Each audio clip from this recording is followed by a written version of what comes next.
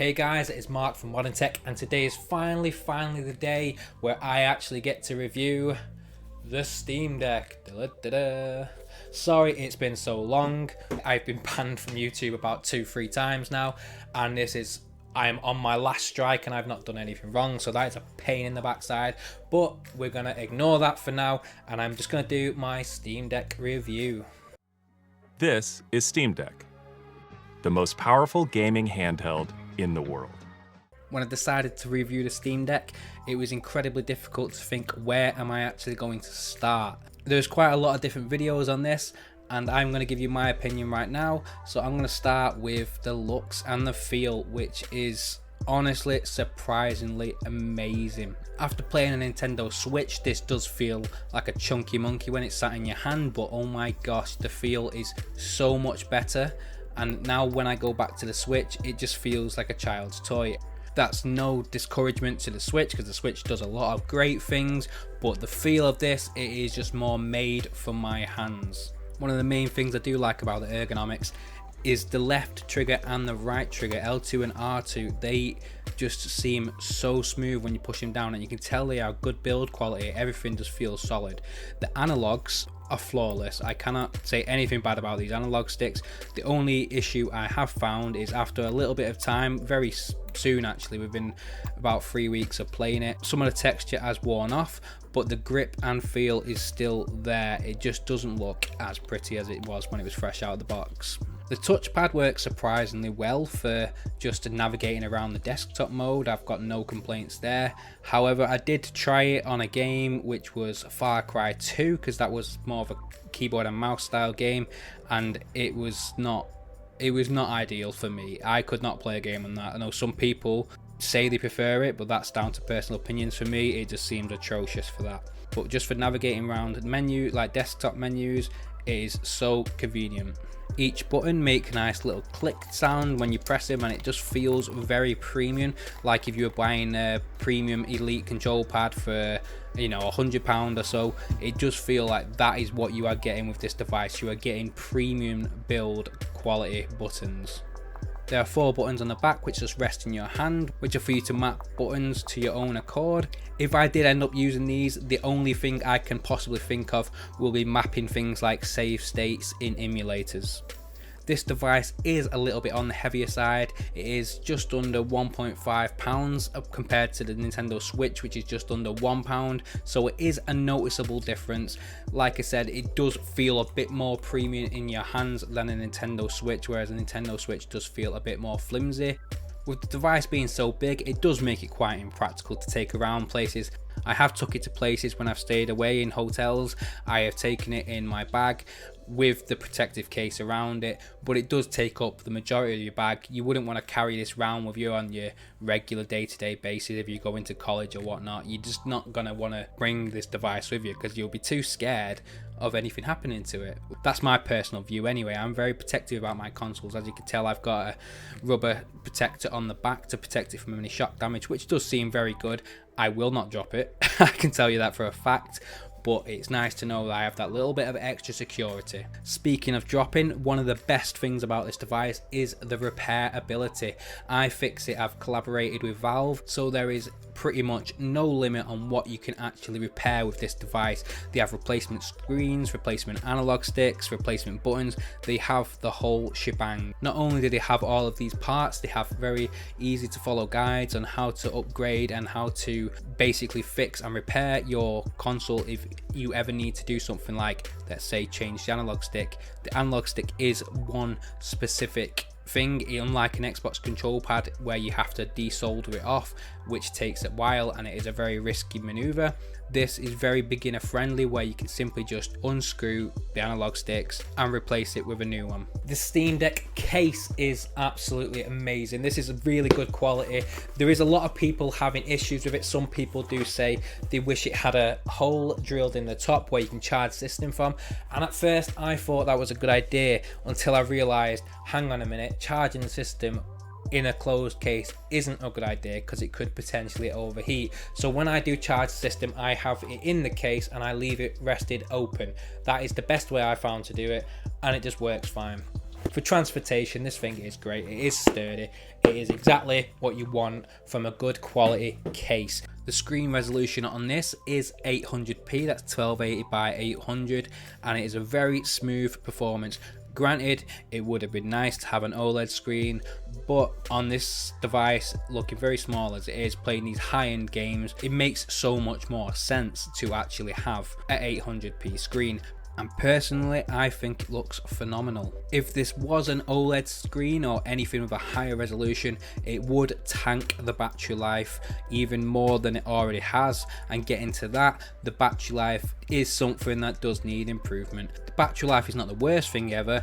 I find myself, if I play a game such as Sleeping Dogs on medium settings, I can get roughly 2 hours of pure play time. Pretty much every game I like to play, I tend to get an hour and a half to 2 hours game time, which for me, when I'm using this device, I'm not using this as a long-term sitting down having a full-on gaming session. I'm picking up this device and I'm playing for literally maybe 40 minutes a time, and then I'll put it on charge while I'm going to do something else. I've not really had an issue with that battery life problem. I know it does affect a lot of people. I can imagine if you're going on a long drive across the country where it's going to take you 4 or 5 hours, yes, it might be a bit of an annoying thing because you might only be able to play your game for an hour and a half to 2 hours, and then you're out of luck if you don't have a car charger. And even if you did have a car charger, whether or not it would charge as fast as the battery would go down, that's two different stories. I do not know. Valve are very aware of the battery, and at the moment it does seem like there is not much they can actually do about it without making the device bigger.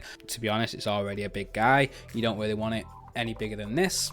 They have made life a little bit easier with updates. They have made things where you can change specific aspects of the device, where, for example, you can change the screen refresh rate, which does make a significant difference.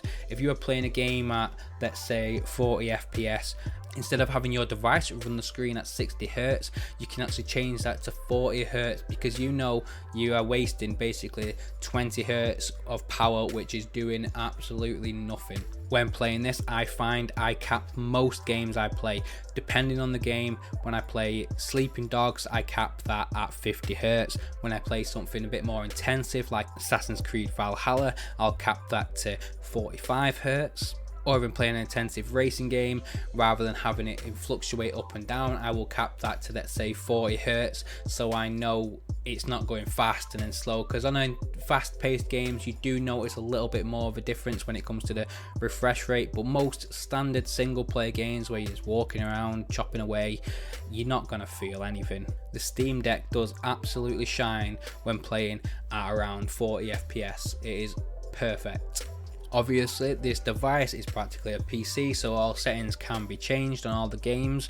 And having said that, because it's a PC and it uses Steam, all of your games in your Steam library will appear on the Steam Deck. I know most people class this as a handheld computer, but some people decide to class it as a console. If you did class this as a console, this will technically have the biggest library of all consoles. Valve do have a compatibility list showing what games do work and what don't, but to be honest with you, you're going to have to take that with a pinch of salt, because the highest majority of games I've played on this are on their either incompatible or partially compatible list, and they all work absolutely flawless. In some cases, most of the games do work better than some of the great on deck games. Games such as Kakarot and Batman work perfect on this, despite saying that they are not compatible. With this being a Linux based machine, some problems do arise with some games which have anti-cheat software in them, which don't let you play the game. I have installed Naruto Shinobi Strikers because I love that game and I went to play it,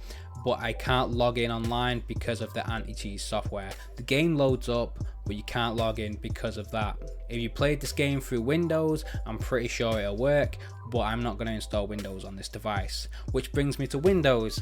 Windows can be installed on this device. I've not done it myself because I have had no need to do it, but the fact that the option is there, you can do it. I had dabbled in the idea of having a separate SD card to boot Windows up, but I have heard that that does not perform well off an SD card whatsoever. I've heard it's a very slow, painful experience. So if you are going to install Windows, you're going to have to pretty much wipe the SteamOS operating system unless there is a dual boot option available, which by now there probably is, but I would not recommend it, especially with any of the earlier 64 gig or 256 models of this device, because you will be using up most of your memory just on Windows, which is not really a good idea. There are workarounds to get many other games working which are non-Steam games, such as Ubisoft, where I have been playing Assassin's Creed Valhalla on my Steam Deck, which does run very well at 40 FPS roughly.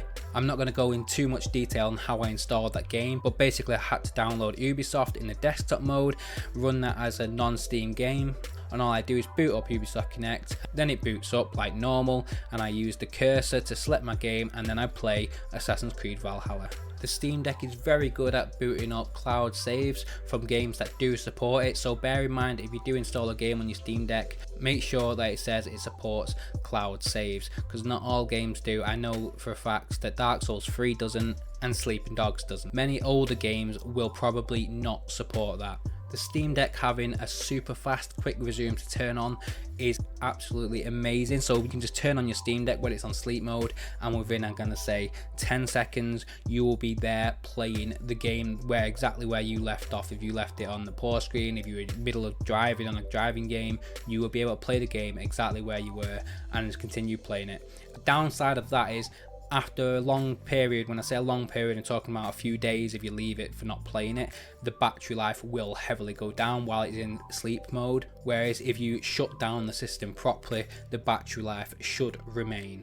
When I first heard that Valve's upgrade for storage was going to be on micro SD cards, I was very concerned at that at first, and I thought this isn't going to work. There's going to be no chance it's going to be playing games anywhere, and to my surprise, it is very unnoticeably different. It works great. I have tested a couple of games on the SD card and then through the NVMe, because I have the 256 gig model. There are very minor differences. The only difference I can think is it adds an extra few seconds into the loading times, but that is nothing, because to be honest, on games these days, they don't really have many long loading screens. To make sure my Steam Deck is running as fast as it possibly can through the NVMe, I install pretty much all of my games on the micro SD card now, and if you did have multiple micro SD cards, instead of forking out to buy one very large one, then it is very fast to swap SD cards. You can install games on one SD card, swap it over, and then plug in another SD card, and then the games which you have loaded on that one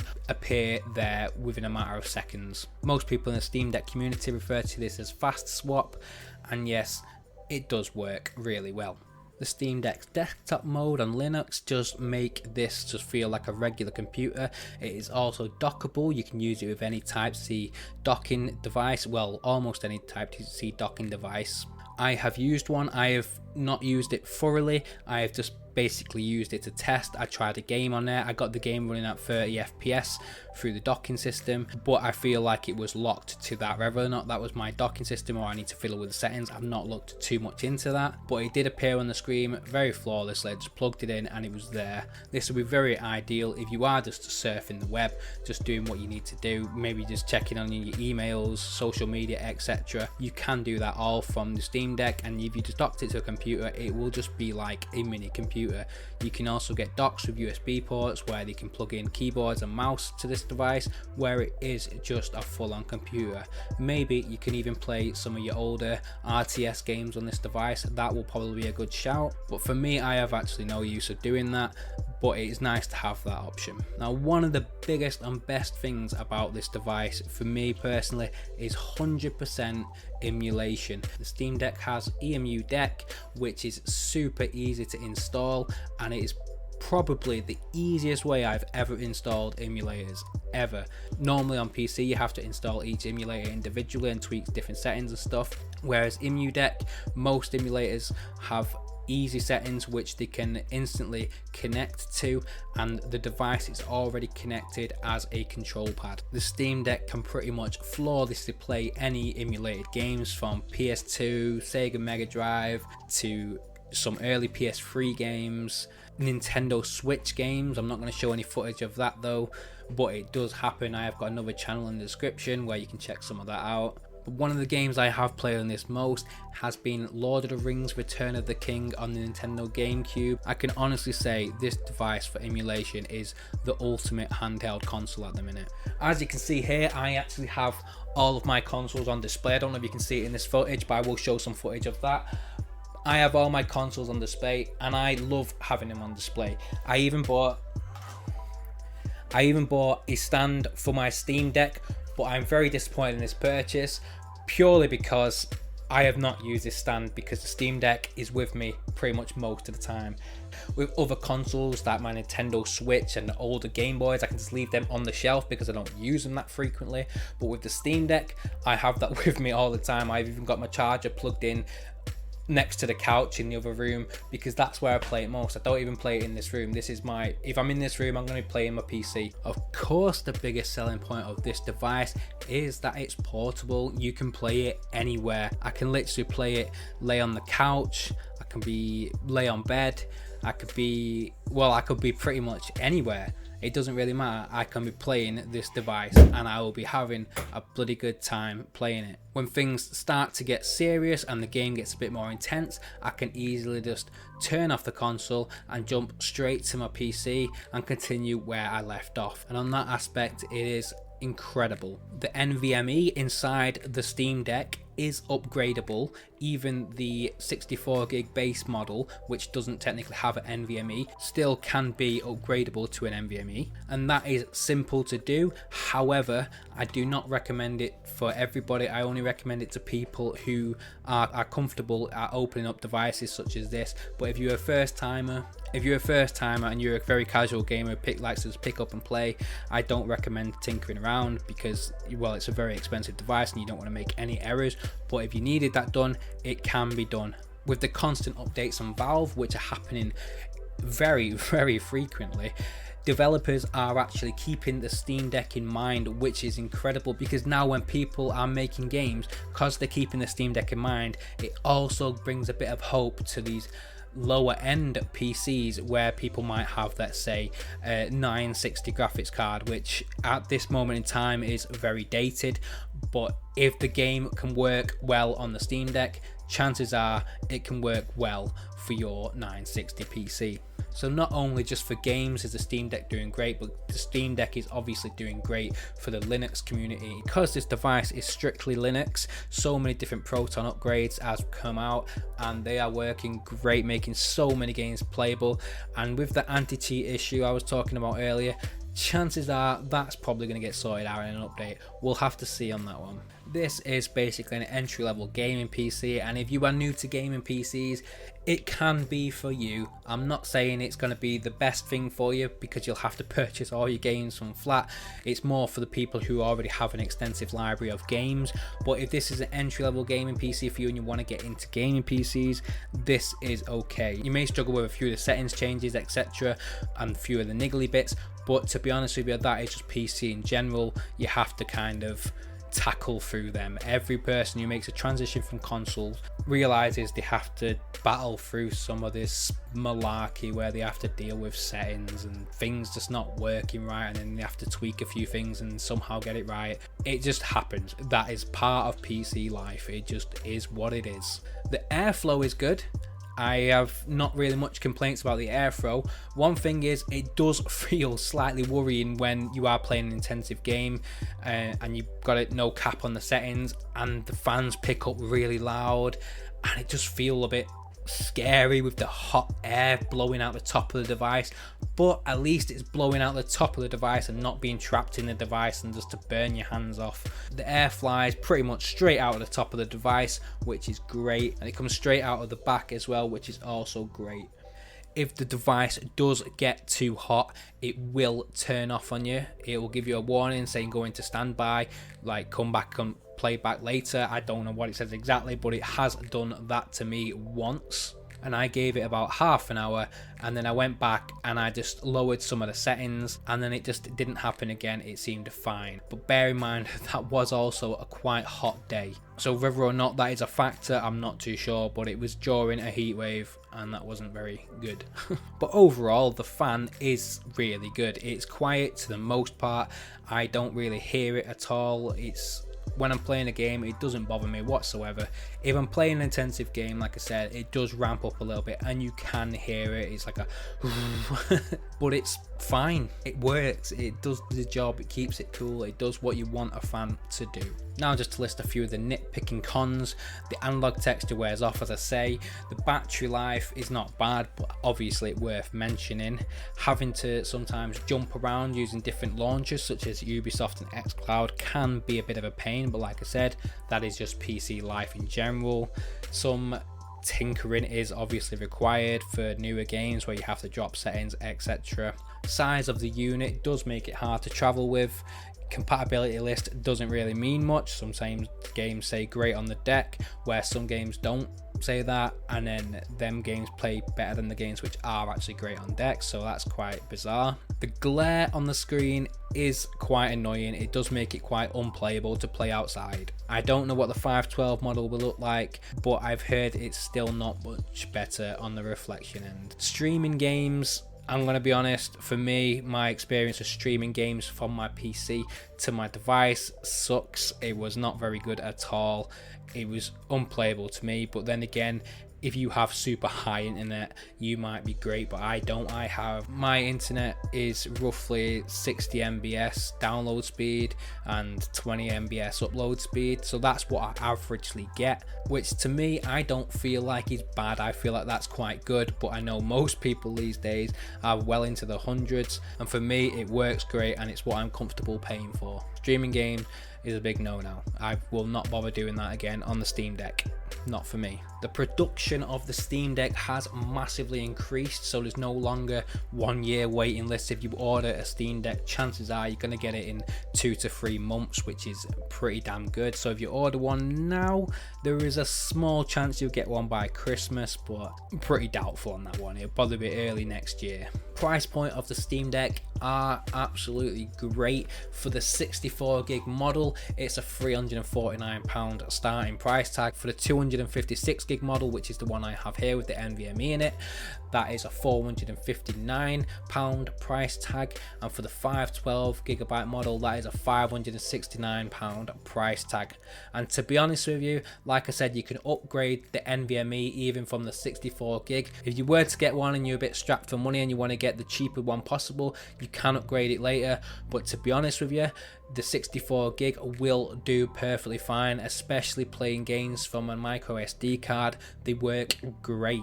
Overall, I'm going to say this is an incredible piece of hardware for PC gamers, as you never have to purchase a game specifically just for one device. For example, if you bought a game on your Nintendo Switch, that's a game for your Nintendo Switch, whereas this, if you buy a game for your Steam Deck, that is also a game for your PC. Most Steam Deck gamers will obviously be PC gamers. This, for me, is absolutely great because I am a parent, and when I have to look after the kids in times where they're just sat there playing Minecraft and I'm bored out of my mind because I'm not really a massive fan of Minecraft, I can sit there and I can boot up a game I actually enjoy myself without interfering with them, still keeping an eye on him, and then everything works out great. For long trips, you will obviously need a battery pack, but you can pick them up pretty much anywhere these days. The emulation capabilities are incredible. That was a system seller to me. I was pleasantly surprised with how well the system supports. For people who are strictly used to playing games from consoles from major companies such as Microsoft, Sony and Nintendo, this device is probably not the best option for them, as it does require some PC knowledge like tinkering around, but like this is very minimal. It's just changing settings and stuff like that. You can still enjoy this, but if you are complete beginner to PCs and you don't want to have to do any of that stuff, probably don't bother with Steam Deck. Stick to something like a Nintendo Switch for you. For people who are already gamers, then this is one of the best things that I have personally ever owned. I love this device. That is my honest review. I genuinely love this device. It is great. Being able to play this device for about 25 minutes just while waiting for the kids to go to bed, it is just great. Compared to many other devices, this is definitely a premium unit, and it has the power to prove that. Now I want you to let me know if you are actually looking into buying a Steam Deck. is there any additional questions which I didn't cover? Because chances are I've probably not covered most of the stuff on this device, because there's just so many. I give it my best. I put in what I can and what I could think of off the top of my head and wrote a few of them down. But if you have any questions, feel free to leave them in the comments and let me know. If you want to see any performance from any of the games, I do have another YouTube channel in the link. I've said it a couple of times in this video already. It's Steam Deck Performance, and I will leave that in the description. If you do like this video, please give it a like and maybe consider a subscribe. I'm hoping, I'm a bit bitter about this at the minute, but I'm hoping I can stay around on YouTube for a bit longer, because I've really enjoyed doing this. I am putting in a lot of work on this channel. I only started it for a couple of years ago, and I'm on my final strike with YouTube, just for things like tutorials and having download links in the description. But there's nothing, download links I've leave in the description are nothing incriminating. There'll be links to maybe a Reddit link or a Emulation link, and that is not illegal at all. But apparently, as a small creator, I can't do anything about that at all. I just have to take it on the chin. So on the 10th of December, I should get all my strikes removed, and then hopefully I can go back to putting out regular content again. But I am being a little bit easy and taking it a bit slow at the moment, just because of that. I'm scared of losing this channel, because I've really worked hard on this channel. So if you do like this video, please consider a subscribe, and thanks for watching.